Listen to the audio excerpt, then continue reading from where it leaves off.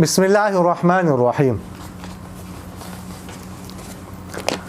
فیصل آباد سے ظفر صاحب نے سوال کیا ہے کہ اذان اور اقامت میں جب مؤذن اشہد ان محمد الرسول اللہ کہہ دے تو جواب میں اس کے ساتھ صلی اللہ علیہ وسلم کہنا چاہیے کہ نہیں؟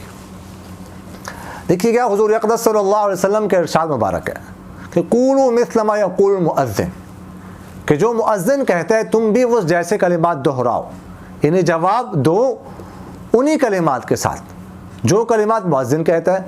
اللہ اکبر کہتا ہے اللہ اکبر کہہ دو، اشہد ان لا الہ الا اللہ کہتا ہے اشہد ان لا الہ الا اللہ کہہ دو، اشہد ان محمد الرسول اللہ کے جواب میں اشہد ان محمد الرسول اللہ کہنا ہے۔ حی علتین یعنی حی علی الصلاۃ اور حی علی الفلاح کے جواب میں آپ صلی اللہ علیہ وسلم سے روایت ہے کہ لا حول ولا قوت الا باللہ کہنا چاہیے۔ تو اشہد ان محمد الرسول اللہ کے جواب میں اشہد ان محمد الرسول اللہ ہی کہنا چاہیے، صلی اللہ علیہ وسلم نہیں کہنا چاہیے آذان اور اقامت دونوں میں۔ البتہ جب آذان ہو جائے تو اس کے بعد کلمہ پڑھ کر اور اس کے بعد صلی اللہ علیہ وسلم پڑھنا حدیث سے ثابت ہے، اور اس کے بعد دعا مانگی جائے، وسیلہ کی دعا مانگی جائے۔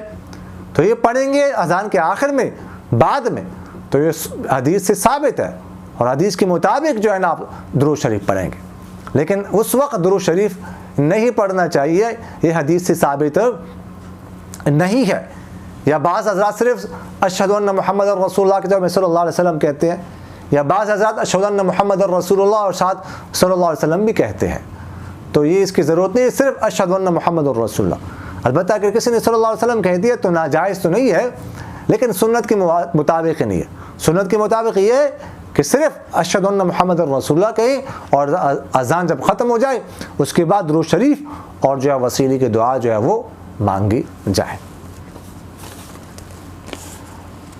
مردان سے قاری سبحان اللہ صاحب نے اور کچھ اور خواتین نے بھی پوچھا ہے کہ رات کو جھاڑو دینے کا کیا حکم ہے، جائز ہے کہ نہیں؟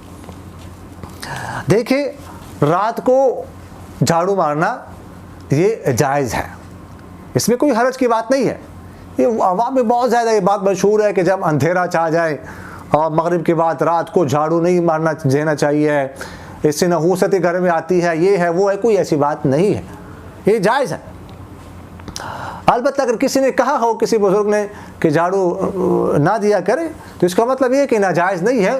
ہاں، جھاڑو کا جو وقت ہے وہ دن ہے، دن کے وقت صفائی کرنی چاہیے، لیکن رات کے وقت بھی جھاڑو جو ہے وہ دے سکتے۔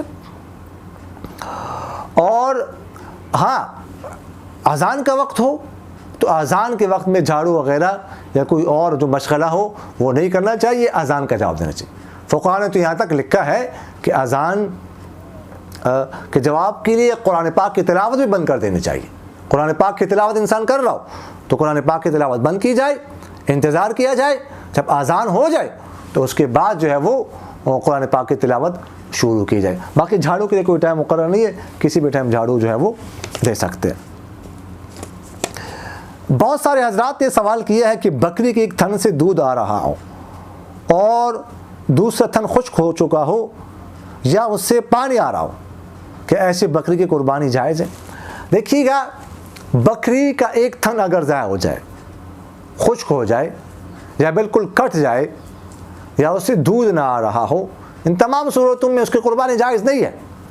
اور گائے کے اگر دو تھن اس طرح ضائع ہو جائے تو اس کی قربانی جائز نہیں، یعنی آدھا اگر ضائع ہو جائے نا، آدھا تھن میں سے آدھا، یعنی گائے کے دو، اگر ایک گائے کا ضائع ہو جائے، خشک ہو جائے، کٹ جائے تو اس کی قربانی جائز ہے، لیکن دو ہو جائے تو قربانی جائز نہیں۔ اس طرح بکری کا آدھا چونکہ ایک ہی ہے، اگر ایک تھن ضائع ہو جائے تو ایسے بکری کی قربانی جو ہے وہ جائز نہیں ہے، اگرچہ دوسری تھن سے خوب دودھ آتا ہو، دوسرے تھن کے برابر آتا ہو، لیکن جب ایک تھن جو ہے نا وہ ضائع جائے تو اس کی قربانی جائز نہیں ہے۔ اقول قولی ھذا استغفر اللہ لی ولکم ولسائر المسلمین فاستغفروہ انہ ھو الغفور